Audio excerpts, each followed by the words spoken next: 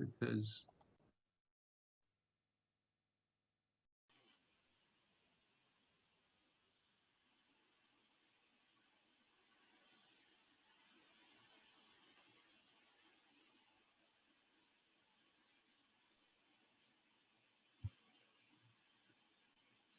Oke, kita sudah bisa mulai mungkin, Abu, teman-teman semua.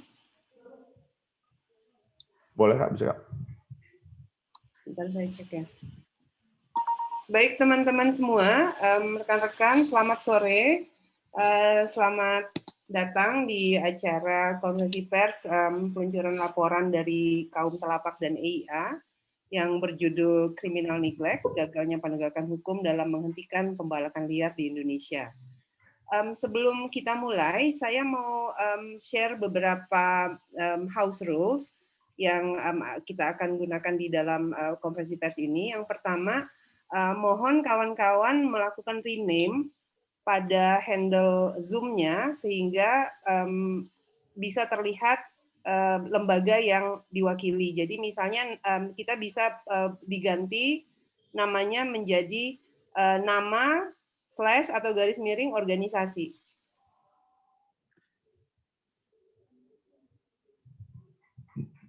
Supaya nanti kalau ada raise question udah nggak perlu ditanya dari mana.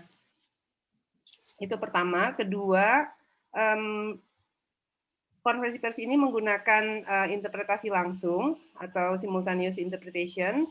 Kalau kawan-kawan ada yang butuh, dan ini tapi cuma dari Indonesia ke bahasa Inggris karena kita melakukan acara ini dalam bahasa Indonesia. Ya, jika ada yang membutuhkan interpretasi, bisa memilih bahasa di dalam di tombol interpretation di sini.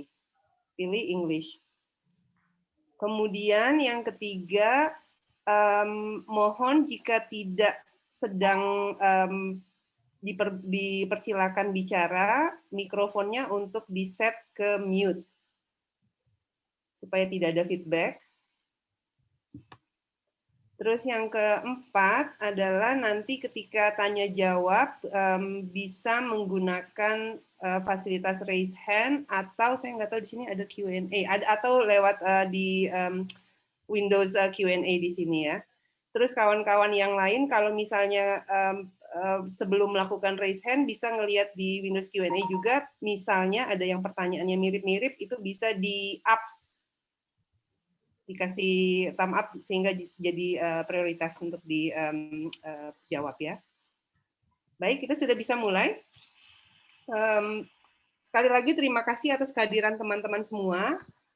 Sore ini kita akan mendengarkan pemaparan dari Kaum Telapak dan EIA mengenai laporan terbaru mereka yang tadi saya sudah sampaikan berjudul Criminal Neglect, Gagalnya Penegakan Hukum dalam Menghentikan Pembalakan Liar di Indonesia. Laporan ini disusun oleh Kaum Telapak dan EIA, Environmental Investigation Agency, berdasarkan riset dan investigasi serta analisis forensik terhadap beberapa upaya penegakan hukum terhadap operasi pembalakan liar, terutama di Papua dan Papua Barat yang menargetkan kayu merbau.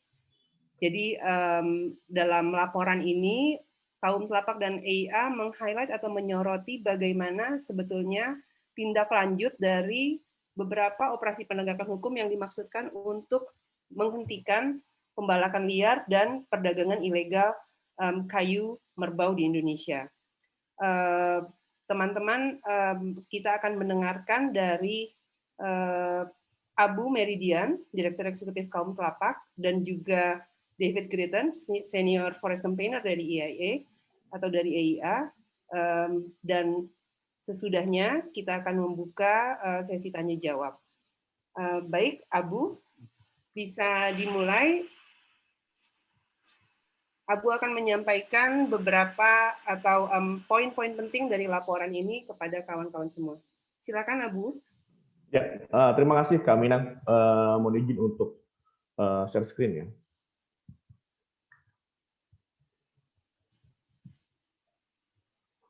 Terlihat Kak Minang? Masih gelap. Oke. Oke, tapi agak ini loading masih, mungkin. ya. Masih belum mode presentasi ini, Bu. Sekarang? Sudah. Oke. Terima kasih Kak Minang. Terima kasih juga untuk rekan-rekan jurnalis yang sudah bersedia hadir di sore hari ini, di mana kami hari ini, kaum Telapak dan IAE, kami akan mempresentasikan terkait temuan kami dalam kegiatan investigasi kami di wilayah Indonesia. Yang menjadi sorotan kami saat ini memang kami melihat bagaimana proses pembalakan liar dan juga perdagangan ilegal masih menjadi sesuatu yang terjadi di Indonesia, khususnya di wilayah timur Indonesia, yaitu wilayah Papua, di mana bisa kita lihat sebenarnya dari tahun 2001 sampai 2019 paling tidak wilayah Papua itu kehilangan tutupan sekitar 900.000 hektar. Nah, dan banyak dari beberapa wilayah yang kita lihat sendiri ini, baik wilayah dari Papua lalu juga wilayah Papua Barat, banyak yang mereka ambil adalah untuk kayu-kayu jenis kayu merbau, dan itu kebanyak mereka diekspor ke dalam Cina. Kalau kita mungkin flashback ya, kegiatan yang dilakukan oleh teman-teman IAE dan juga pada saat itu mungkin Telapak, sejak tahun 2005 kita sudah memang mempublish beberapa laporan kan ya, itu ada laporan yang frontier. Pada saat itu kita memang mengungkap bagaimana pergerakan kayu bulat ya ilegal dari wilayah Papua sampai ke Cina. Lalu juga dalam 2007 kita juga mengeluarkan laporan bagaimana sebenarnya proses peradilan kan ya di Indonesia itu tidak bisa menangkap ya para pemain-pemain besar. Lalu 2010 juga Telapak dan juga IAE membuat laporan bagaimana bisnis penyelundupan kayu merbau di Indonesia, di mana pada saat itu kita menemukan kayu bulat dimasukkan dalam kontainer. Dan laporan saat ini sebenarnya memang kita merefleksikan ya sebenarnya bagaimana perjalanan dari paling tidak yang kita lakukan kegiatan dari tahun 2017 hingga tahun 2019 sampai 2020, bagaimana kita melihat bagaimana kegiatan pembalakan liar yang ada di wilayah Papua dan juga di wilayah Papua Barat. Dari kegiatan yang memang kita lakukan, kita masih menemukan bahwa masih ada pergerakan kayu merbau ini dari wilayah Papua dan Papua Barat menuju wilayah Surabaya dan kemudian diekspor ke wilayah negara lain, termasuk di Cina. Dan memang modusnya memang berubah dari tahun 2005 hingga saat ini. Yang terbaru memang kita lihat sejak tahun 2013 paling banyak memang yang keluar dari wilayah hutan sudah berupa kayu-kayu olahan seperti yang dilihat dalam gambar presentasi.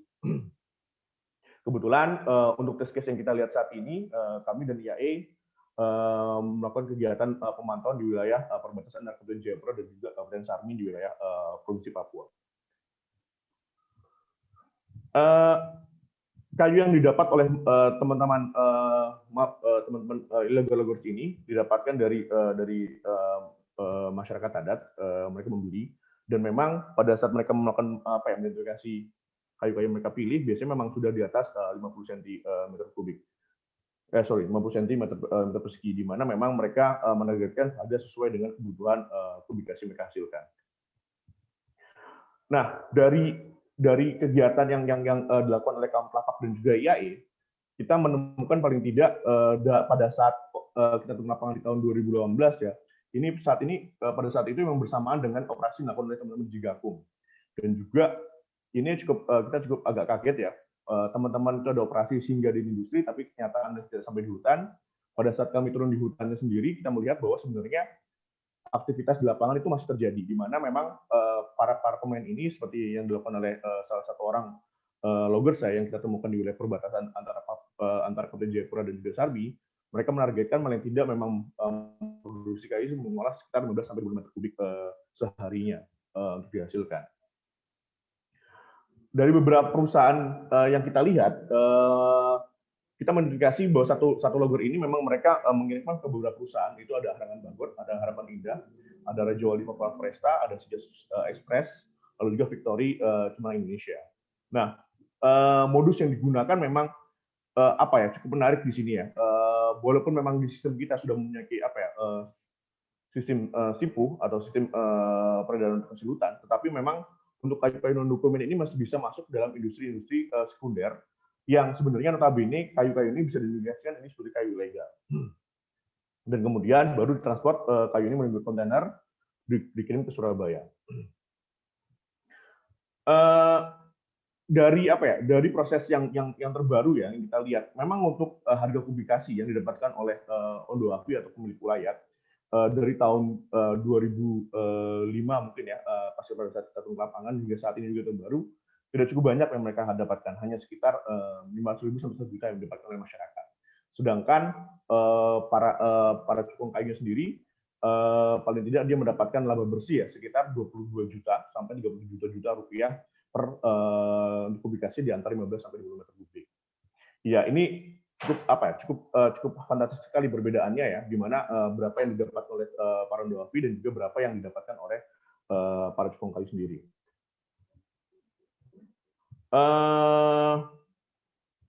Dari yang kita lakukan antara kaum telapak dan IAE, paling tidak kita melihat ada 90 perusahaan ya kegiatan yang melibatkan banyak perusahaan-perusahaan. Namun dari semua perusahaan ini hanya 10 perusahaan yang diproses melalui hukum.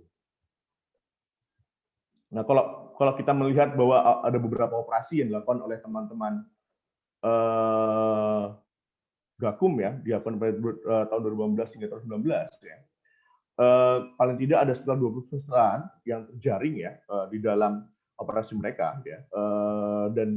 Dan ini yang memang apa ya, kita agak sedikit agak kecewa memang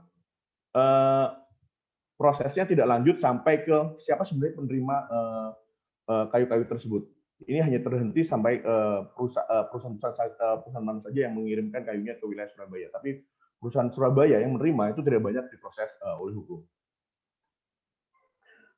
Yang cukup agak mengecewakan bagi kami adalah untuk kasus Mingho ya, atau CV Alco Timber. Sebenarnya perusahaan ini sudah cukup dinotis ya pada saat kasusnya Laboratorus di tahun 2012-13, di mana sebenarnya perusahaan ini di Surabaya dia juga mempunyai nama perusahaan Alco Timber Irian. Namun pada kenyataannya pada saat pas labora dia tidak sampai terjerat hukum. Kemudian pada saat operasi penangkapan di Jigakum yang dilakukan oleh operasi di Desember maupun Januari 2019, kebetulan untuk CV Alco Timber Irian dan Timber Irian yang di wilayah Sorong tertangkap oleh teman Jigakum, lalu ada proses hukumnya. Nah, ini memang cukup cukup mengecewakan hasil dari Supreme Court atau Mahkamah Agung ya, di mana Mahkamah Agung menurunkan vonis dari 5 tahun menjadi 2 tahun dan juga mengembalikan kayu ilegal yang diproses oleh CV Alco dan Timber Irian kepada perusahaan. Jadi vonis yang dilakukan oleh Mahkamah Agung ini cukup mengecewakan untuk teman-teman yang memang selama ini melihat bagaimana proses pembelakan liar dan juga bagaimana proses persidangan yang ada di Indonesia. Nah, yang berikutnya lagi ini yang menjadi perhatian di kami ya antara kaum telapak dan IAE dari 50 perusahaan yang sebenarnya memang dilakukan ya ini tidak banyak yang di follow up lagi ya, dan terus terang juga kita juga masih bertanya-tanya kenapa ini tidak ada follow up dari teman-teman Jigakum ataupun departemen terkait lainnya. Berikutnya juga kami IAE dan KAT juga ini agak kesulitan untuk mencari informasi bagaimana hasil putusan peradilan gitu ya. Ini yang memang cukup mengganggu juga dari proses-prosesnya untuk mengikuti bagaimana perkembangan dari kita mengikuti pasca penangkapan dilakukan oleh teman-teman Jigakum. Nah, perusahaan-perusahaan yang divonis, ini memang kalau kita melihat dari SIM SPLK, ya, beberapa perusahaan itu masih bisa mendapatkan SPLK lah ya, walaupun mereka sudah vonis. Nah, ini yang sepertinya memang perlu diperkuat nanti di dalam SPLK-nya yang kita lihat bahwa sebenarnya ya kalau memang perusahaan memang sudah divonis, seharusnya mungkin teman-teman lembaga auditor atau teman-teman dari LPLK bisa juga follow up ya bagaimana hasil sidang tersebut bahwa sebenarnya perusahaan tersebut bisa dicabut sertifikatnya. Dan ini juga yang membuat agak kecewa juga buat kami terkait kenapa jaksa itu agak enggan ya menggunakan undang-undang TPPU. Padahal kalau kita lihat dari contoh sebelumnya dari kasus Labora Sitorus, saya pikir itu menjadi contoh pertama di Indonesia terkait bagaimana menjerat mafia kayu menggunakan TPU, dan itu juga berujung cukup bagus hasilnya dan juga bisa mengembalikan kekayaan negara yang diambil oleh si Labora pada saat itu. Nah, yang berikutnya juga sebenarnya concern kami terkait bagaimana penggunaan dokumen angkut ya. Nah, dokumen angkut ini memang ditengarai memang menjadi sangat permasalahan ya, dan juga menjadi penting buat kita semuanya untuk bisa melihat bagaimana kedepannya kita bisa semuanya untuk untuk memperbaiki lah.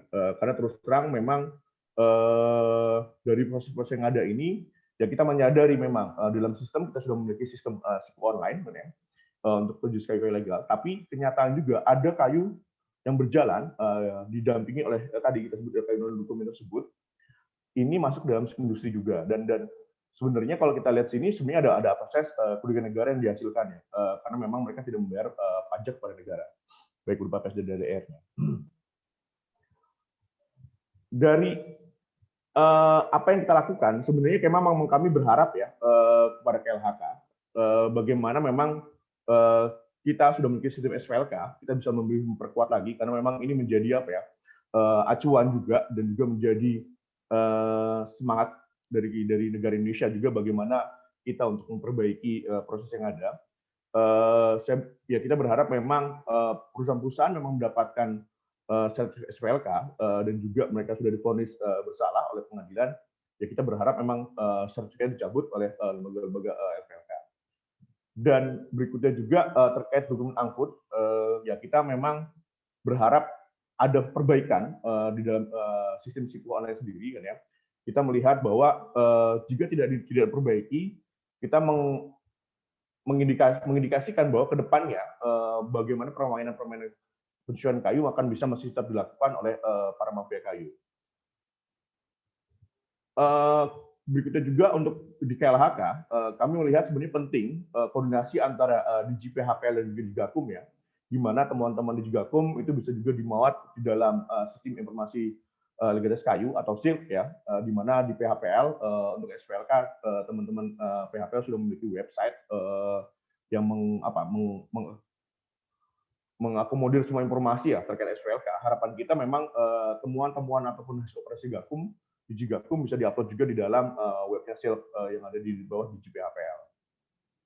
Nah, ini yang memang jadi krusial juga. Terakhir adalah untuk ada semacam kerjasama antara KLHK, Kementerian Industri dan juga Perdagangan terkait untuk pengawasan peredaran kayu.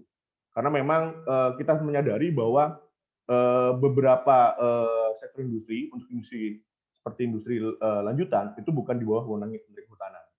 Namun penting buat ketiga kementerian ini untuk melakukan semacam koordinasi untuk meminimalisasi peredaran kayu ilegal di Indonesia sendiri seperti apa.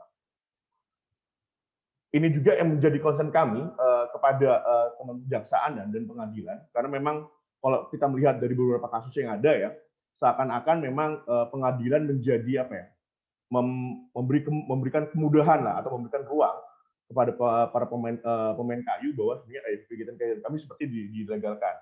Karena kalau kita lihat antara vonis lalu pun juga dengan denda, memang sudah ada peningkatan dari sebelumnya. Kayak seperti kasusnya Labora pada saat itu memang denda di awal 50 jutaan, tapi kemudian itu naik menjadi cukup besar. Nah, kalau kita berkaca pada proses yang terbaru, kita lihat bahwa sudah di atas angka miliaran ya. Tapi kami melihat belum cukup kalau hanya tidak menggunakan dana cuci uang. Karena kita berharap dari penggunaan TPPU ini bisa mengambil kembali kekayaan negara yang diambil oleh para pemilik kayu. Nah, ini juga menjadi concern kami di mana teman-teman di pengadilan ya itu bisa mempublikasi hasil dari sidang yang ada. Karena kalau kita melihat kasus yang dihasilkan oleh Kemenhul ya, hingga saat ini kita masih belum mendapatkan hasil putusan resminya sebenarnya apa yang terjadi di Mahkamah Agung untuk kasus Migos sendiri. Karena hingga saat ini kami baru dapatkan baru summary-nya, dan kita sangat berharap kita bisa dapat membaca sebenarnya bagaimana putusan semuanya.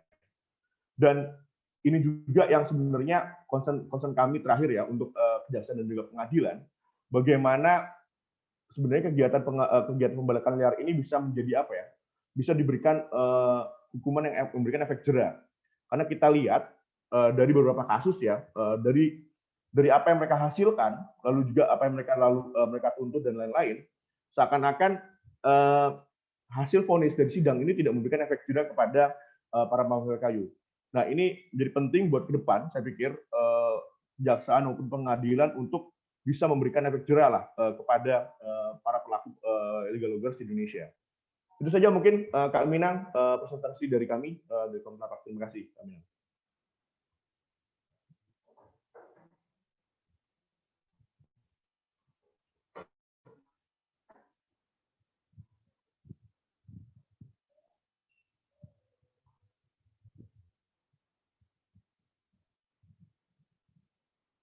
Terima kasih, Abu. Sekarang kita lanjutkan dengan paparan dari David, EIA. David, the floor is yours.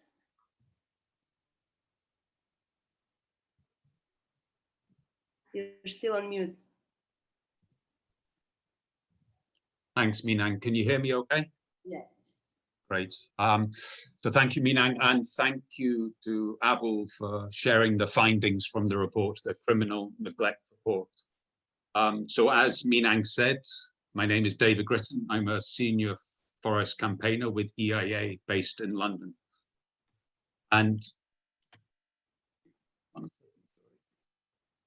And as Abul introduced, in terms of EIA and Kaum Telepak have had a relationship going back many, many years. In fact, EIA has been working in Indonesia for over 20 years, monitoring, investigating, and reporting on illegal logging and illicit trade, trade of illicit timber as well. And Abul talked of a few examples of reports that we've done together, including Last Frontier and published in 2005, and Rogue Trader published in 2010. And these reports, the findings from the investigations and these reports were shared with Indonesian government to support them in their efforts to reform the timber sector, reform the forestry sector, but also shared with major consumer markets such as China and the European Union. So, for example, with China, we've been advocating strongly that China supports Indonesia's efforts, Indonesia's commitment to halt trade of illicit timber. And this includes China introducing regulations to keep this illicit timber from entering its market. Unfortunately, this really hasn't happened to date. So China's efforts are still ongoing and there's still much to do. However, there has been notable progress in other markets, for example, with the European Union. So you have the International Timber Trade Agreement between the EU and Indonesia, known as the FLEGT PPA. And this has created numerous benefits for Indonesia. And that's one thing that I think is important to keep into account. And this builds on what Abu was saying in terms of the importance of recognizing the value of Indonesia having a strong, resilient system in place to guarantee that illegal logging, or to stop illegal logging, and also to stop the trade in illicit timber. And so since 2013, the SVLK system has contributed to exports of timber products, totaling nearly $70 billion. And this is a testament to Indonesia's reputation for its work on halting the trade in illicit timber, as well as stopping illegal logging. And so it provides significant economic and, of course, environmental benefits to the country. And I think in terms of, as Abu talked about, in terms of there is this concern in the report that these efforts are being undermined. And so we need to acknowledge the work that the government of Indonesia has done, that the Ministry of Environment and Forestry has done, and then within that, DG Gakum. We need to acknowledge those commitments and those efforts, including to meeting international obligations. But this report shows that more effort is needed, particularly from other government agencies, so including the court system as well, to ensure that Indonesia's reputation is not undermined. And in actual fact, we need to continue to strengthen it. And this requires constant vigilance, and vigilance not just from organizations such as Kaum Telapak and EIA, but vigilance and support by domestic actors, Indonesian government, as I said, but also international markets, such as the UK. And one area of concern is efforts by some actors to deregulate, so to weaken, for example, the timber legality assurance system, the SVLK that is in place, including through the Omnibus Law. And so, as I said, in terms of the report that Kaum Telapak and EIA have done, the criminal neglect report and the findings there demonstrate the progress that has been made in Indonesia, but it also shows significant amount of work that still needs to be done to ensure that Indonesia's reputation grows for being a source of legal timber that is sustainably managed. And after that brief summary, I'll hand back to Minang. Thank you. Oke, terima kasih David atas paparannya. Saya tidak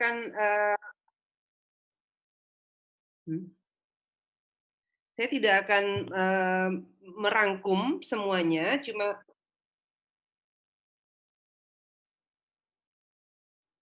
aku agak bingung kenapa Inggar suaranya berbunyi.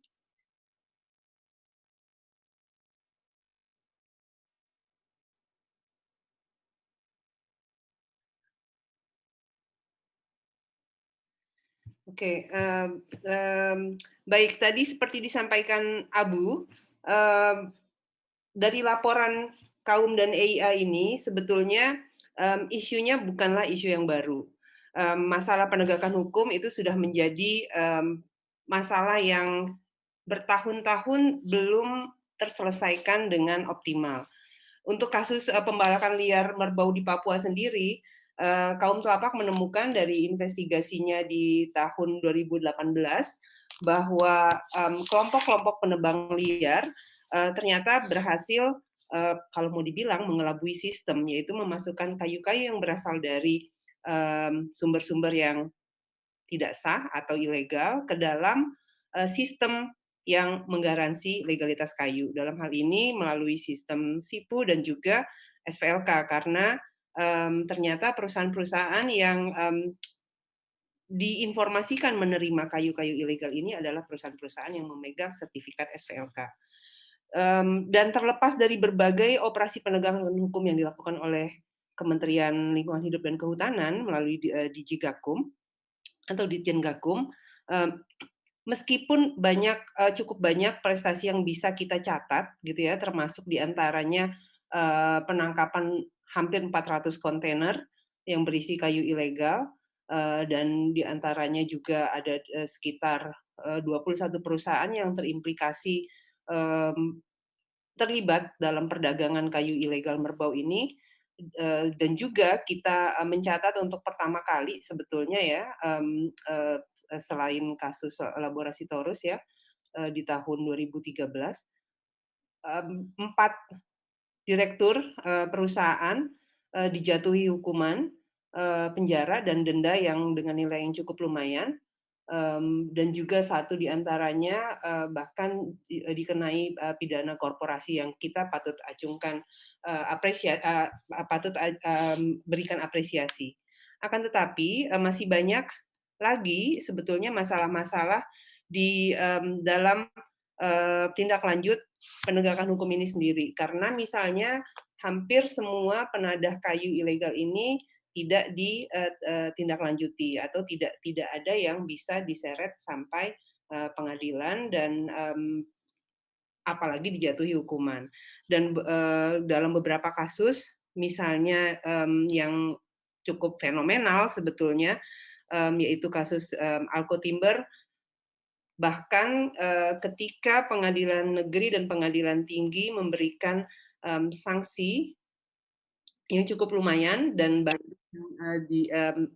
tidak dikabulkan oleh pengadilan tinggi, tetapi di Mahkamah Agung ternyata malah membalikan atau mengurangi masa hukuman, dan yang lebih mengejutkan adalah mengembalikan kayu-kayu yang sudah curian yang disita kepada pemiliknya yang terbukti bersalah dan dijatuhi hukuman penjara. Sehingga ini merupakan salah satu hal atau ancaman terhadap upaya-upaya yang selama ini dilakukan berbagai pihak di Indonesia untuk menghentikan pembalakan liar dan juga perdagangan kayu ilegal. Nah, David tadi menyampaikan bahwa selain ini akan mengundermine atau membahayakan seluruh upaya perbaikan tata kelola dan penegakan hukum di Indonesia, ini juga akan berdampak pada reputasi Indonesia, terutama di pasar internasional. Karena kita tahu melalui FLEGT VPA, Indonesia dikenal sebagai satu-satunya negara saat ini yang berhasil memiliki lisensi FLEGT, yang artinya menggaransi bahwa seluruh produk kayu yang dihasilkan Indonesia dan diekspor ke pasar internasional itu adalah berasal dari sumber-sumber yang legal. Nah, sehingga kaum telapak dan EIA melalui laporan ini kembali mengingatkan atau menyerukan dan merekomendasikan kepada pemerintah Indonesia untuk yang pertama memastikan bahwa penegakan hukum dilakukan dengan tuntas sampai pengadilan, diantaranya dengan menggunakan seluruh perangkat hukum yang ada, termasuk landasan undang-undang yang saat ini yang dipakai hanyalah Undang-Undang Kehutanan dan juga Undang-Undang P3H, tapi sebetulnya bisa menggunakan Undang-Undang TPPU atau yang kita kenal memanfaatkan atau mengoptimalkan approach atau pendekatan multidor untuk mengadres kasus-kasus illegal logging dan perdagangan kayu liar. Dan yang kedua, transparansi sistem peradilan yang meskipun saat ini sudah ada perbaikan, tapi di dalam analisis kaum telapak dan EIA terhadap belasan kasus ini, ternyata ada beberapa kasus-kasus tertentu yang informasinya tidak dipublish untuk beberapa alasan yang kami sendiri tidak dapat informasinya, kenapanya itu. Dan yang berikutnya juga koordinasi antara Ditjen Gakum dan Ditjen PHPL di dalam lingkup Kementerian Kehutanan, dan juga antara Kementerian Kehutanan dan Kementerian Perindustrian dan Perdagangan, terutama untuk mengontrol kayu-kayu ilegal yang masuk langsung ke industri lanjutan. Itu juga tadi disebutkan oleh Abu, dan saya rasa sebagai rangkuman saya bisa cukupkan di situ, dan kita akan buka pertanyaan. Ini kalau kita lihat di box question and answer, ini sudah ada 5 sebetulnya. Dari ada yang anonimus juga. Pertama dari Mbak Noni Eko Rahayu, ini dari MFP 4 ya. Kawan-kawan mohon untuk bisa menulis afiliasinya ya atau organisasinya. Dari Mbak Noni ini pertanyaannya yang pertama, apakah kaum telapak dan EIA sudah mengecek ulang atau konfirmasi lagi terhadap status sertifikat legalitas kayu 50 perusahaan tersebut ke LVLK yang menerbitkan sebelum konferensi pers ini? Dan yang kedua, apakah sudah disampaikan keluhan kepada KLHK terkait kasus tersebut dan bagaimana tindak lanjutnya? Abu atau kawan-kawan lain dari kaum telapak dan EIA mungkin bisa menjawab dulu. Ya, terima kasih Kak Minang. Terima kasih juga untuk Mbak Noni untuk pertanyaannya. Terkait untuk pertanyaan dari Mbak Noni terkait untuk SPLK, kalau kita lihat di dalam laporan, ini kan memang ada beberapa memang sudah berpindah sertifikatnya. Jadi yang kita potret kemarin ini adalah pada saat kasus ini terjadi, perusahaan-perusahaan tersebut ada di bawah sertifikat FLK mana. Tapi kemudian kita juga menyadari bahwa pada saat ini beberapa perusahaan tersebut sudah berpindah FLK-nya kepada FLK lain. Nah ini juga yang sebenarnya kita akan follow up Mbak Nuni. Kebetulan memang kami dari Komplapak dan IAE tidak akan hanya di sini, kita akan tetap follow up dari hasil laporan ini juga kita akan follow up kepada teman-teman FLK dan juga teman-teman kehutanan, karena memang kita lihat informasi seperti yang dihasilkan dari pengadilan bahwa ada 2 perusahaan yang divonis memang harus tutup, tapi ternyata kita lihat masih mempunyai SPLK dan juga mereka masih beroperasi di lapangan. Lalu yang pertanyaan kedua, kita memang ini juga dari pasca kegiatan hari ini, kita memang berencana untuk ada kegiatan diskusi yang akan kita lakukan pada tanggal 27 Januari.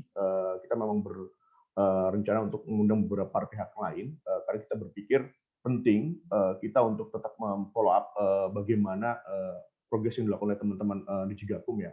Kita patut mengapresiasi apa yang sudah dilakukan oleh teman-teman Jigakum, tapi memang kita perlu juga melihat bagaimana tanggapan dari teman-teman kejaksaan dan juga teman-teman di pengadilan atau teman-teman di hakim lah ya terkait proses yang ada ini.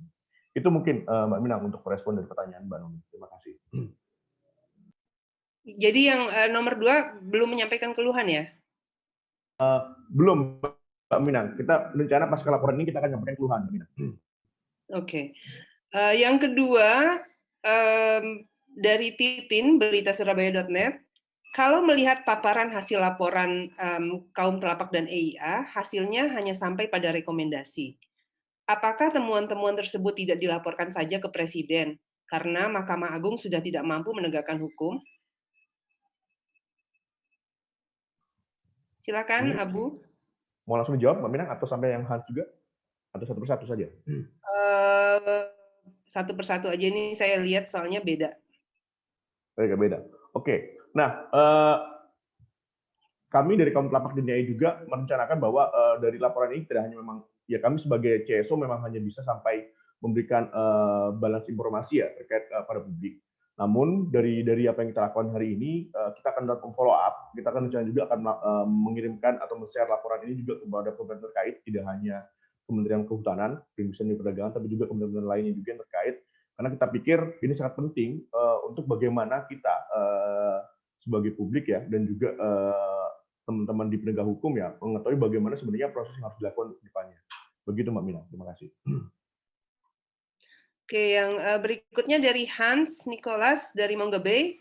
Saya mau bertanya soal follow up dari laporan ini. Apakah laporan ini sudah disampaikan ke pemerintah, Gakum, KLHK, dan pengadilan? Apabila iya, apakah sudah mendapat tanggapan? Dan apa tanggapannya? Dan apa kelemahan dalam penegakan hukum ini lebih dikarenakan pengadilan yang kurang tegas dalam mengeluarkan vonis? Terima kasih. Ya, terima kasih untuk Mas Hans pertanyaannya. Untuk follow up dari ini, memang kita baru akan menyampaikan mulai hari ini, Mas Hans, menyampaikan kepada pihak-pihak terkait laporan yang kita publikasi hari ini. Karena memang kita berharap ada follow up tindak lanjutnya dan juga itu menjadi kenapa bagian dari rencana kami pada tanggal 20 Januari kita akan melakukan diskusi ya publik juga kita undang para pihak lain karena memang kita ingin lihat bagaimana komitmen ke depan terkait dengan hukum ini. Karena memang kalau kita lihat proses penegakan hukum pembakan liar dari sejak tahun 2000 mungkin dari sejak tahun 2000 lah ya sampai saat ini bisa dikatakan ya memang sudah ada improvement tapi memang belum sampai mencapai siapa sih sebenarnya pemain utamanya. Nah, kita memang berharap dari apa ya kita tetap memfollow laporan-laporan ini kepada teman-teman KLHK dan juga teman-teman di kehakiman ya mereka dapat memberikan respon cukup bagus lah begitu. Nah, terkait vonis, nah ini juga sebenarnya yang akan menjadi apa ya bahan diskusi kami untuk yang di tanggal 27 karena kita berharap ada semacam gambaran emang kenapa ini untuk vonis saat ini kan ya.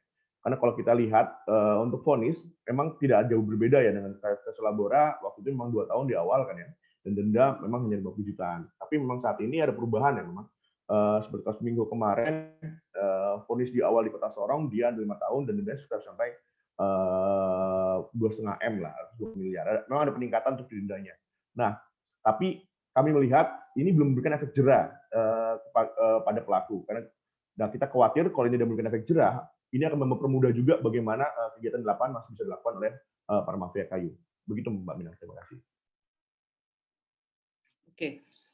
Yang berikutnya, ini saya bacakan lagi ya, dari Petrus Rizky, VOA, Voice of America, ya kalau nggak salah ya.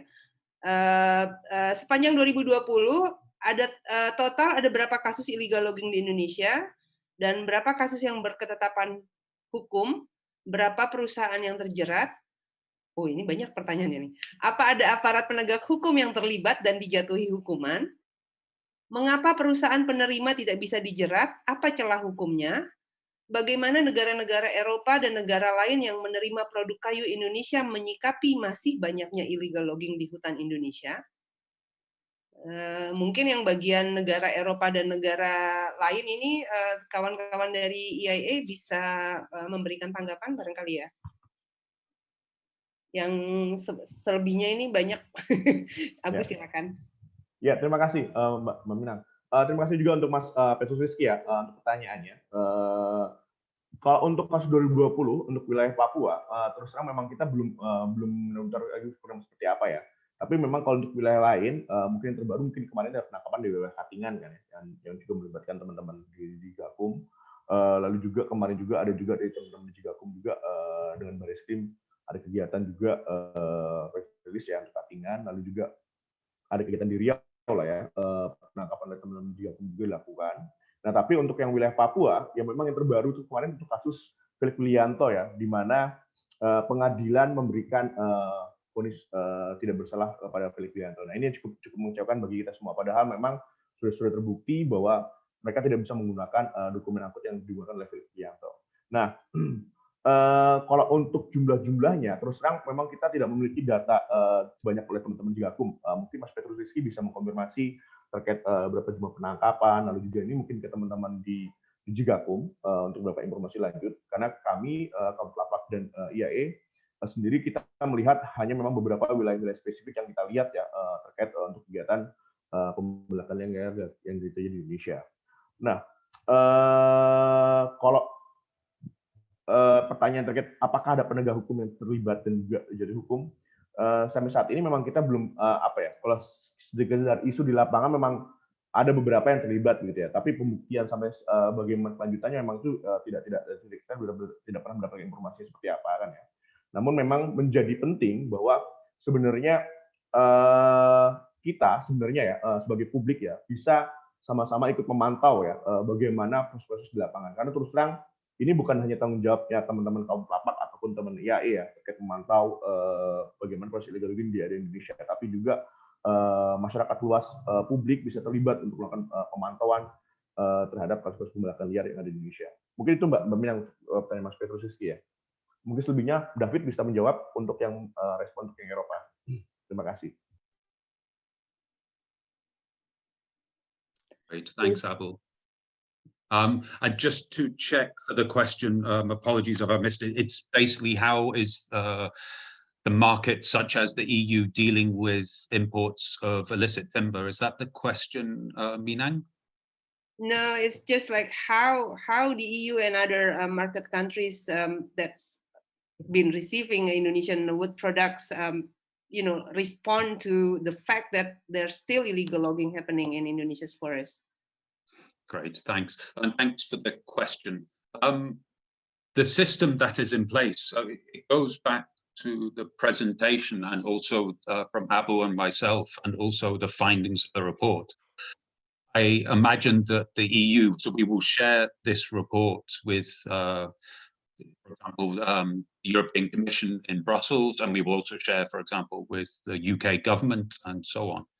They would find this very interesting. And the thing that we should emphasize is the system that is in place in Indonesia. It's a process and it's an ongoing process, and we haven't achieved, as illustrated by this report, we haven't achieved the ultimate goal of stopping illegal logging, and it will take time. But we can continue to strengthen this system, and this is why it's important to monitor, to work with, for example, the European Commission and the European Union, to work with the UK, and for them to work with the Indonesian authorities to minimize the trade in illicit timber. So I suppose as a simple answer, it's the system is in place, it is working to a certain extent, but it will be improved, and we need to monitor and support efforts to improve that, and efforts by the Indonesian government. And I suppose to add that, just to also go back, it's important for other major markets, particularly China, for example, to also introduce regulations to stop the import of illicit timber. And I think this will help as well, and this is something that's also very, very important. Thank you. Oke, terima kasih David. Dan yang berikutnya ini dari peserta yang namanya tidak ingin diketahui, anonimus. Pertanyaannya, apa yang akan dilakukan kaum dan EIA agar dalam waktu dekat agar target pembalakan hutan di Indonesia bisa dihentikan? Ya, terima kasih Mbak Minang. Kalau dari kaum sendiri dan IAE, kita memang berencana bahwa ada follow up diskusi ya dari apa yang kita publikasi hari ini, karena memang kita berniat untuk juga mengundang para pihak yang terkait lainnya di tanggal 27 Januari di akhir bulan ini, karena kita merasa penting bahwa apa yang dilakukan oleh teman-teman Jigakum ini perlu didukung agar perbaikan yang lebih bagus ke depannya. Nah, kami melihat dari proses-proses yang ada, paling tidak dari penangkapan-penangkapan dilakukan oleh Jigakum, proses hukum, yang dilakukan di antara 2019 sampai 2020, kita lihat ini bottleneck-nya ada di proses hukum di pengadilan. Nah, kita memang sangat berharap pada saat diskusi nanti teman-teman kejaksaan maupun teman-teman di Kemenkumham bisa bergabung ya untuk bisa berdiskusi juga untuk melihat ini, karena memang terus terang apa ya, pengalaman yang sudah dilakukan oleh IAI dan juga Komplapak terutama ini memang menjadi permasalahan biasanya di ranah peradilannya gitu ya. Dan kalau ini sudah tidak ada perubahan, saya pikir ini akan menjadi apa ya, bottleneck lagi untuk proses penegakan hukum di Indonesia. Jangan sampai usaha-usaha ataupun yang dilakukan oleh teman-teman Jigakum melakukan operasi lalu penangkapan, tapi kemudian apa, ada vonis bebas ataupun vonis yang meringankan lah kepada para pelakunya dan tidak memberikan efek jerahnya. Itu mungkin Mbak Minang untuk responnya. Terima kasih. David, have you got anything to add? Sorry, Minang, could you translate the question? Because I didn't get the question originally, so apologies for that. Oh, so what will EIA do in the near future so that the illegal logging in Indonesia can be halted? Thanks again for the question. It goes back to the point earlier, my answer to the previous question. So to support, to share the findings from this report with the authorities in, for example, the UK, and also with the European Union and other major markets as well, and to encourage them to work with the Indonesian government and to support the Indonesian government. And again, sorry, I know I'm repeating myself, but also similar in China, to encourage China to advocate in China that China introduces regulations to stop the imports of illicit timber. And that is the key thing. And as part of that, and also in the future, EIA and Kaum Telepak will continue to monitor and continue to investigate illegal logging and trade of illicit timber, and we will continue to report on that. And I know I repeat myself, but those are the simple answers to that. Oke, terima kasih David. Dan ini ada satu lagi sebetulnya pertanyaan meskipun tidak diletakkan di Q&A tapi ada di dalam chat. Ini dari Ikhwan JPIK kepada Pak Abu, kenapa perusahaan kayu yang terbukti menerima, menampung, mengolah dan memperdagangkan kayu ilegal sulit dijerat secara hukum? Apakah karena sistemnya yang lemah atau pemahaman hakimnya? Selama ini hasil pemantauan kami, perusahaan penerima kayu ilegal itu dilengkapi dokumen dan telah tercatat di SIPUH. Soal dokumen itu palsu atau asli bukan menjadi beban pembeli kayu.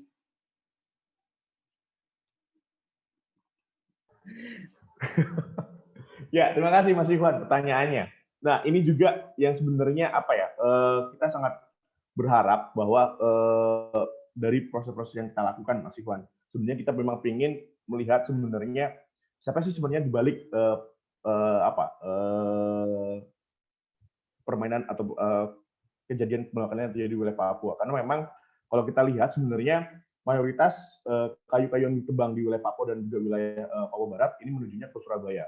Nah, namun pada saat kita melihat proses-proses yang ada, gitu ya, kemarin ini masih melihat proses yang perusahaan-perusahaan yang di follow up hanya perusahaan-perusahaan pengirim saja atau dari wilayah Papua.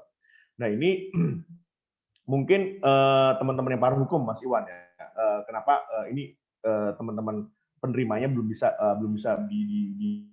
ditangkap ya? Karena kalau kita belajar juga di kasus Labora kan ya, pada saat itu sebenarnya dari teman-teman PATK sudah jelas itu siapa juga penerima pemilihan Surabayanya. Tapi kenyataannya proses hukum hanya mensekat hanya wilayah di Kota Sorong saja untuk kasus Labora ini. Nah, belajar dari yang terjadi di tahun 2013-14 yang kasus Labora, saya melihat saat ini masih terjadi yang sama. Mungkin ini terkait memang tidak pidana asal yang dilakukan oleh teman-teman di penegak hukum yang bekerja sama polisi ataupun yang lainnya. Tapi saya sangat berharap sebenarnya kejaksaan juga sudah mulai ada willingness lah untuk menggunakan undang-undang TPPU. Karena kalau belajar dari kasusnya Labora ya, paling tidak ini bisa mengidentifikasi sebenarnya siapa saja pemainnya dan juga pemberi uang yang ada di luar negerinya. Gitu. Dan kita berharap bahwa sebenarnya proses yang ada memang terus meningkat, Mas Ikhwan ya. Terus terang kami juga kalau dibilang agak kecewa dengan proses kemarin, mungkin agak kecewa. Tapi memang paling tidak kita memang sudah melihat perubahan-perubahan terjadi. Tapi memang masih terus harus kita dorong agar perubahan yang ada dilakukan penegakan hukum ini bisa memberikan efek lebih bagus ya, sampai paling tidak siapa sih mafia terbesarnya atau para penerima besarnya siapa ini bisa terjerat oleh hukum. Itu mungkin responnya, Mbak Mina. Oke, terima kasih kawan-kawan. Apakah masih ada pertanyaan baik dari kawan-kawan jurnalis ataupun dari kawan-kawan lainnya peserta acara hari ini? Silakan raise hand atau menulis kalau mau mengajukan pertanyaan melalui suara gitu ya, atau bicara bisa raise hand, nanti diberikan izin untuk bicara.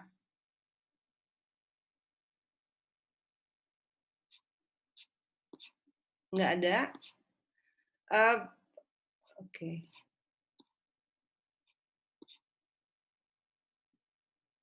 Baik. Oke. Mas Abu, kalau saya boleh bukan berkomentar tapi juga bertanya, terutama untuk tindak lanjut. Tadi Mas Abu menyebutkan beberapa kali akan ada diskusi ya untuk menindaklanjuti laporan ini. Salah satunya ini apakah ada informasi yang lebih jelas, dan nanti apakah teman-teman yang ada di sini juga akan diundang? Ini diskusi para pihak atau seperti ini lagi, atau diskusi umum, atau bagaimana Mas Abu? Ya, Mbak Minang, follow up dari kegiatan ini memang kita berencanakan ada diskusi para pihak, Mbak Minang ya, karena memang kita berharap banyak publik yang juga mengetahui bagaimana proses-proses yang terjadi ya untuk penegak-penegak ini. Karena memang kita berharap nanti di tanggal 27 itu tidak hanya teman-teman CSO ataupun wartawan, mungkin teman-teman lain juga yang punya konsentrasi terkait bagaimana proses penegakan hukum di Indonesia. Saya pikir itu bisa join, karena kalau kita melihat sebenarnya tidak hanya di kasus pembelakan liar saja, Mbak Minang ya, di mana proses peradilan itu menjadi bottleneck-nya, menjadi semacam ganjalan lah ya untuk proses penegakan hukum. Nah, kita juga berharap bahwa teman-teman kejaksaan dan juga teman-teman dari kehakiman juga bisa join ya dalam diskusi ini, karena memang kalau bicara terkait proses-proses yang ada, kita memang berharap sebenarnya untuk proses melihat monitoring pembelakan liar dan juga bagaimana memonitor lapangan itu tidak hanya tanggung jawab dari teman-teman CSO saja, Mbak Minang. Jadi kita berharap memang besok acaranya para pihak, kita juga mengundang teman jurnalis untuk bergabung, lalu juga teman-teman rekan-rekan lain juga bisa bergabung juga. Kita memang berharap ada semacam langkah konkret lah ke depannya kan ya. Belajar dari 20 tahun yang dilakukan oleh teman-teman IAI saat inilah Indonesia, yang menjadi ganjalan memang biasanya adalah belum sampai menangkap mafia besarnya atau siapa sih pemain di balik layarnya. Harapan kami memang dengan proses hukum yang meningkat di Indonesia ini ada perbaikan lah proses-proses yang ada juga dalam pengadilannya. Itu mungkin Mbak Milan informasinya. Terima kasih. Baik, kawan-kawan, sebentar saya lihat ini ada untuk KLHK, ya. Oke, terima kasih Mas Petrus Rizky untuk inputnya. Ini ada masukan untuk acara nanti, Bu, 2 minggu nanti. Mengundang KLHK, Mahkamah Agung, Mbak. KLHK, Mahkamah Agung, Kejagung oleh Polri. Ya. Oke. Kalau misalnya sudah tidak ada pertanyaan lagi, saya kasih waktu 1 menit deh, atau 2 menit. Teman-teman kalau masih ada pertanyaan, terutama mengenai apa namanya tadi ini beberapa yang berulang sebetulnya ya, temanya itu adalah soal kenapa sih sebetulnya penampung atau penerima kayu itu sepertinya susah banget dijerat hukum gitu. Dan jadi pengembangan ini kan masalah pengembangan kasus ya. Jadi kalau misalnya kita lihat dari laporan ini sebetulnya yang diusut terus itu cuma yang tertangkap tangan tapi tidak bisa dikembangkan hingga ke belakang dan juga ke depannya gitu loh.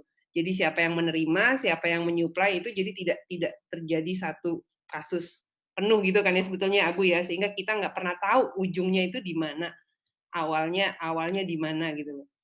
Dan juga karena yang digunakan hanya tools atau undang-undang di kehutanan dan undang-undang P3H ya, pencegahan dan pemberantasan kejahatan hutan itu, kita nggak bisa punya angle yang lain karena kalau berdasarkan penjelasan Abu tadi dan juga dalam laporan harusnya dia bisa menggunakan undang-undang pencucian uang ataupun undang-undang korupsi karena ini masih anti korupsi ya, karena ini untuk praktek-praktek ilegal ini bisa berjalan sampai saat ini dan disebutkan juga dalam laporan memberikan suap dan seterusnya itu mestinya ada bisa dilakukan penuntutan dengan undang-undang yang lebih kuat gitu sebetulnya ya.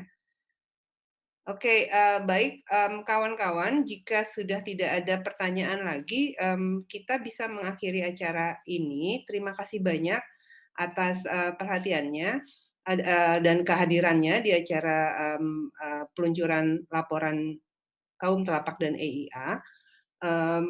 Kita berharap dari laporan ini bisa menjadi masukan bagi pemerintah Indonesia untuk yang pertama melakukan perbaikan terutama dalam penegakan hukum di sistem judicial di Indonesia. Ini memang berat sekali karena seperti Abu bilang tadi tidak hanya di masalah illegal logging tapi hampir di seluruh masalah penegakan hukum kita punya problem dengan ketegasan penegakan hukum yang tidak tumpul ke atas tajam ke bawah misalnya atau hukuman yang diberikan itu tidak memberikan efek jera, itu jadi satu PR yang berulang. Kedua, penggunaan instrumen hukum yang tepat untuk menindaklanjuti kasus kejahatan illegal logging dan perdagangan kayu ilegal. Yang ketiga juga kita berharap dari laporan ini sudah bisa menginisiasi kerjasama antara institusi di dalam Kementerian Lingkungan Hidup dan Kehutanan dan juga antara KLHK dan kementerian-kementerian lainnya dan juga antara kementerian sektoral dengan aparat penegak hukum gitu ya, Abu ya. Terima kasih banyak sekali lagi atas kehadiran teman-teman. Kaum Telapak nanti akan memberikan atau link untuk mendownload laporan ini dan juga saya tadi sempat lihat akan dikirimkan ke alamat email masing-masing juga ya, kopi laporannya. Kopi laporannya, benar Kak. Terima kasih juga kepada kawan-kawan IAE yang sudah hadir, David dan teman-teman dari IAE lainnya pagi-pagi sudah menyimak dan mengikuti acara ini. Selamat sore, sampai bertemu lagi mungkin 2 minggu ke depan ya Abu ya. di acara diskusi Benar, Kaminang. Ya, diskusi ya Partai lagi. bottleneck penegakan hukum terhadap kasus kejahatan hutan di Indonesia ya. Ya, bagaimana? Oke, selamat sore kawan-kawan semua. Wassalamualaikum warahmatullahi wabarakatuh. Waalaikumsalam. Terima Terima kasih kasih. Kaminang dan Thank you. rekan-rekan semuanya. Terima kasih. Salam.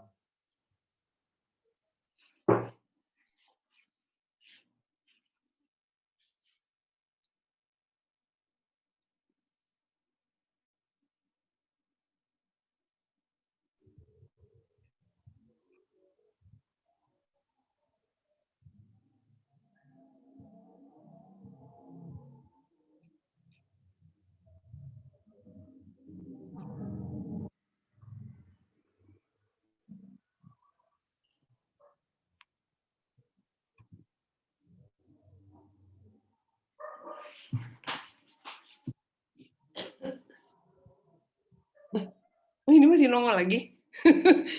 Sengaja ya? Sebentar, Mbak. Beberapa teman-teman keluar. Are you still in? David, you're mute. I'm staying. That's it. I'm staying for the day. So I have to go for another meeting. The only thing, Abu, if it's okay, just when you finish this afternoon sending out the report, The list, yeah. Yep. just share the distribution list, and then for my afternoon here in the UK, I will follow up and send to the rest of the people. So, for example, E5 Lake Facility, and Abu, I will copy you into the email when I send it as well, if that's okay. Sure, David. Right. Yeah. Oke, David. Oke, Terima thanks kasih. David ya. Ya, terima kasih. No, thanks a lot to you. Ya, Well done, Abu. terima kasih ya. Meet you later. Bye. Bye. Ya, ini lagi babai-babaian dulu. Thanks, Minang. Ya, oke. Bye. Udah nih, Bu. Aku tadi udah nyala lagi tapi tadi. Kenapa bisa begitu? Udah di end terus masih nyala lagi. Belum dimatiin berarti. Oh, begono. Masih ada Thomas tuh. Mana? Thomas tuh. Thomas, kamu. Thomas! Bolos kamu ya? Nggak ada. Oh, udah berkeluar deh, Kak. Ini ada siapa ini nih? 0881 ini siapa? Rahmada, ada Mada di kantor, Kak. Ada. Cacak siapa Cacak? Cacak si Imin. Alah. Mbak Minang maafkan aku. Apa? Mbak Minang harus leave semuanya. Mbak Minang yang harus add semua. Iya, kita end. Gue tadi udah end loh coy, terus tiba-tiba nongol lagi.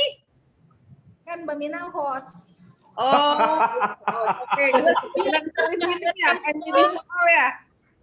Iya. Kita lo pada online terus di sini. Iya. Kak, bye. Kak Mina, bentar. Kak. Minggu depan ke Bogor kan? Minggu depan tanggal 20 tapi nggak bisa soalnya gue 2021 itu annual meetingnya AIA. Tapi yang berarti hari Sabtu doang ke kantor, tanggal 23. Bukan. Iya, tapi kan ini. Oh, lupa kan? Fermentasi. Oh iya, fermentasi itu hari apa sih? Sabtu, Kak. Oh, Sabtu. Kak. Jam berapa? Tanggal 23. Kayaknya ya ini aku lagi atur sama Mbak Ruka, kayaknya mungkin dari pagi lah gitu ya. Iya, geblek lu minuman alkohol pagi. Nggak bener. Berarti apa? Berarti sore ya kita mulai ya? Gila lu. Siap Kak. Mau nyoba-nyobain gituan pagi-pagi. Oke Kak, makasih Kak Minang ya. Tadi dulu, sebentar. Ini tadi itu kan ada pertanyaan-pertanyaan terutama yang dari si Mbak Noni ya. Ya, Mbak Noni, betul. MP 4. Itu ya Abu cuman menghindari aja sih sebetulnya, tapi kan yang harus lo jelasin kan sebetulnya bakal 50 perusahaan kan, yang itu 21 kan yang terjadi 21 perusahaan. 21 nggak 50. Nah, tapi itu beneran itu di sebetulnya kan pertanyaannya valid ya, kalau kayak gini lu pada kemarin itu mengajukan keluhan apa enggak kan kayak gitu kan. Kalau misalnya nggak mengajukan keluhan ya agak susah juga. Meskipun sebetulnya beberapa di antaranya sudah kena post audit lagi, terus akhirnya diiniin gitu loh. Tapi dari sini kan sebetulnya ada beberapa yang kayak misalnya yang udah diperintahin tutup masih beroperasi, itu kan masih bisa di raise gitu loh, Bu. Kak. Ya, Kak. Ya, Kak, makanya sebenarnya gini, Kak Minang, pasca hari ini kita kan di kemarin udah nyiapkan beberapa keluhan tuh untuk beberapa kayak Edom sama ini kan kita harus siapkan tuh. Lalu juga sama juga yang misalnya kayak beberapa perusahaan yang lain ya. Itu kan memang Kalau misalnya untuk Edom dan segala macam udah nggak keluhan lagi, Bu. Sebetulnya menurut gua itu udah harus surat pengaduan ke KLHK dan di Jegakum. Menurut gue ya. Mungkin sama dinas juga, Kak, ya? Karena kan problem mereka itu kan di Jigakum itu kan nggak bisa memfollow up itu kan gara-gara kan industrinya ada di kabupaten. Kalau dia industri primer kan izinnya mengeluarkan siapa sih emang? Dia di kalau yang di bawah 6.000 kabupaten, Kak, kabupaten kota, Kak, provinsi, Kak. Bukan 6.000 ya? Enggak, di bawah 6.000 mereka semua, Kak. Oh ya udah, sama dinas juga, tapi gue gini, kirim surat kayak pengaduan ke KLHK, di PHPL gitu ya, yang direktur surat industri itu ya si Pak ini industri ya. yang Pak Rufi yang sudah pensiun. Jadi dan ke DG PHPL aja, dirjen aja. Sekaligus minta ketemuan gitu loh, Bu. Maksud gue ini kan mestinya supaya bupati itu bertindak mencabut izin itu kan mesti dikuatkan misalnya dengan surat rekomendasi atau surat apa dari KLHK gitu loh, Bu. Ya, Kak. Bahwa perusahaan ini sudah berketetapan hukum, disuruh ditutup gitu kan hasil vonis pengadilan, tapi masih beroperasi juga. Kalau dia masih beroperasi, artinya kayunya itu akan masuk ke dalam rantai suplai kayu legal gitu loh, dan itu akan berisiko. Jadi kita tuh harus menyampaikannya seperti itu, Bu, sehingga KLHK tuh harus mengeluarkan surat permintaan. Rekomendasi kayak permintaan kepada bupati untuk menutup si PT ini sesuai mengeksekusi putusan pengadilan gitu loh, Bu. Iya. Siap, Kak Minang, ya. Ya? Oke, Kak Minang, iya. Apalagi? Kak Minang, satu lagi. Dirimu nggak ikut rapat ini, IFM Fund? IFM Fund belum ada tanggalnya. Katanya tanggal 21. Kemarin dia nanya kan bisa sesudah tanggal 20 bisa tanggal berapa? Gue bilang antara 22 kayaknya, gue bilang hari Jumat itu kan. Karena 20-21 gue penuh, mungkin hari Jumat aku bilang gitu. Yaudah. Tapi belum ada kabar-kabari lagi. Oke. Nah, ini juga sih, ya udah. Kan JPIC juga pernah minggu depan kan, Kak? Oh, nggak tahu gue. Pernah apa lagi? Kok pernah mulu sih? Loh, kan pernah gimana kan udah habis 4 tahun nih, Kak. Gimana sih kalian lupa ya?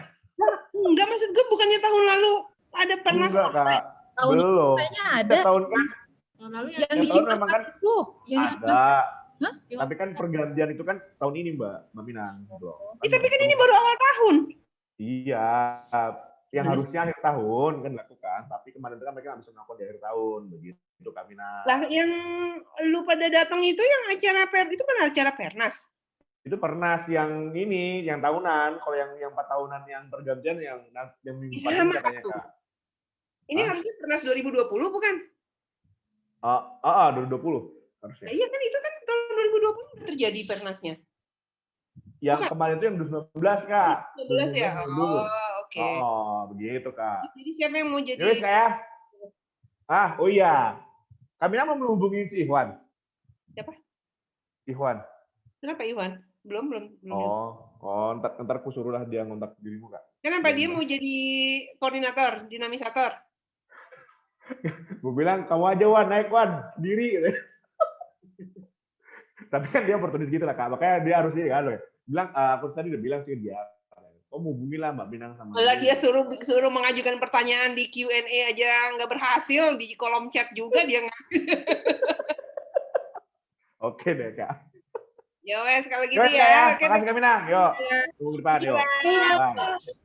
Terima kasih. I pull for you.